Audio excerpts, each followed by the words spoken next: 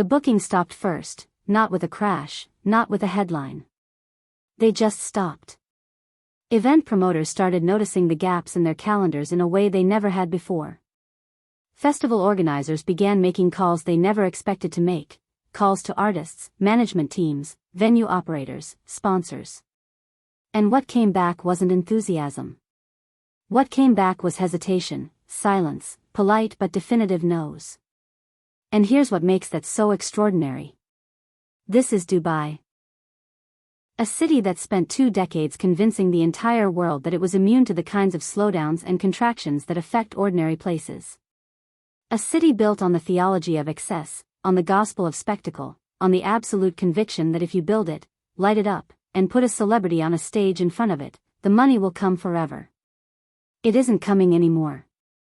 What you are about to hear is not a story about a bad season or a temporary dip. It is the account of how one of the most aggressively marketed entertainment destinations on the planet walked itself into a silence it did not see coming, and why the people who should have warned everyone chose not to. Let's establish what Dubai built, because you cannot understand what is collapsing without first understanding the scale of what was constructed. Between roughly 2010 and 2023, Dubai executed one of the most audacious repositioning strategies in modern economic history. The Emirates looked at its oil dependency, understood that the reserves would not last, and made a calculated decision: it would sell experience. Not just luxury goods. Not just real estate. Experience itself, the feeling of being somewhere extraordinary. The sensation of participating in something the rest of the world could only watch on a screen. The Dubai Shopping Festival, which had existed since 1996, became a template for something far more ambitious. The city began layering event upon event, season upon season, until the calendar was so dense with programming that there was barely a week in the cooler months, October through April, when you couldn't find a major concert, an international food festival, an art fair, a sporting spectacle, or a celebrity-driven activation. Global music festivals. EDM events. New Year's Eve fireworks engineered to break world records. Comedy festivals, horror nights, fashion weeks, marathons drawing tens of thousands from over 100 countries. The UAE government pumped money into all of it, not just through direct subsidies, but through a web of incentives that made it financially irrational for major entertainment companies not to come. Artists who might charge a standard rate in London or New York were receiving packages in Dubai that included fees, production, accommodation, and profit margins that made the experience feel like a paid vacation. The implicit deal was simple. Come here, perform here, be photographed here, and Dubai gets to tell the world that the world's biggest names choose Dubai. It was a marketing operation disguised as an events industry. And for a long time, it worked. But a machine this complex requires something Dubai never fully developed: a self-sustaining local audience. This was the structural fault line nobody wanted to talk about. Not the government ministries. Not the global event companies. Not the airlines, hotels, restaurants, and transport sectors built around the assumption that events, and tourists, would never stop. The machine needed constant external input. Every major event required importing its audience. When you break down attendance figures, the pattern is clear: most attendees were tourists or short-term residents. The deeply rooted, culturally invested audience, the kind that sustains cities like London, New York, or Tokyo, did not exist at the scale required. About 90% of Dubai's population is expatriate. People who came to work, earn, and eventually leave.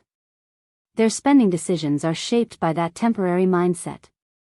And Emirati nationals, less than 10% of the population, often have different relationships with large-scale commercial entertainment. So what Dubai built was not a domestic market. It built an import machine, importing artists, audiences, and energy. And as long as subsidies held and tourism flowed, it worked. Then everything shifted. Costs surged: artist fees, production, logistics, energy. The post-pandemic rebound pushed prices dramatically higher. At the same time, ticket pricing hit a ceiling. Tourists began doing the math. Flights plus hotels plus tickets plus expenses in an already expensive city. And compared it to Europe, Southeast Asia, or events closer to home. Increasingly, Dubai lost that comparison. Meanwhile, subsidies quietly reduced. Not dramatically, but structurally. Then perception shifted. Dubai's image didn't collapse, but it changed. What was once aspirational became familiar. The spectacle became routine. The wow factor lost its edge. And alongside that, global scrutiny increased, labor issues, legal frameworks, geopolitical concerns. Some artists began reconsidering.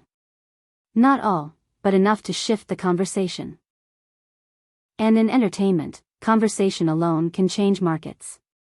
Then came the biggest disruption, competition from Saudi Arabia. Dubai proved the model could work. Saudi Arabia scaled it further. With Vision 2030, massive funding, and a larger domestic population, cities like Riyadh and Jeddah began hosting global events at a scale and subsidy level even Dubai struggled to match. UFC, Formula One, boxing, global concerts, flowing into a new market with momentum. For international promoters, the calculation changed. Better deals. New audiences. Rising cultural energy. Dubai was no longer the only anchor. What followed wasn't collapse, but something slower and more dangerous. A hollowing out. Events cancelled quietly. Festivals postponed. Announcements that never materialized. Venues that once pulsed with energy sat empty. The hospitality ecosystem, hotels, restaurants, nightlife, began feeling the impact. And behind all of this was a human cost. Freelancers. Designers. Engineers. Coordinators. People who moved their lives to Dubai for a booming industry that suddenly slowed. Many left. Others struggled to pivot. The talent pool began to disperse, making recovery harder. Officially, the narrative is different. Dubai says it is evolving, focusing on premium, curated, sustainable experiences.